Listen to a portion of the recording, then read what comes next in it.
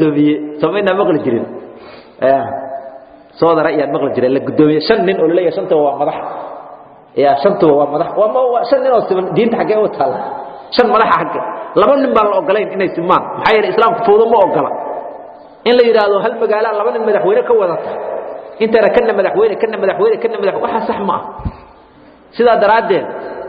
أرنتاس waxay keentay hay'ad muslimiinta inay madax la'aan noqdaan inay dadku hoggaan la'aan noqdaan wax ka xun ma jirto fawdo iyo isbarbariyaac iyo qof walba wuxuu rabo inuu sameeyo qof walba wuxuu doono inuu yeelo islaamku ma ogola gaaladan ogolayn islaamka iska daayay gaaladan ogolayn fawdo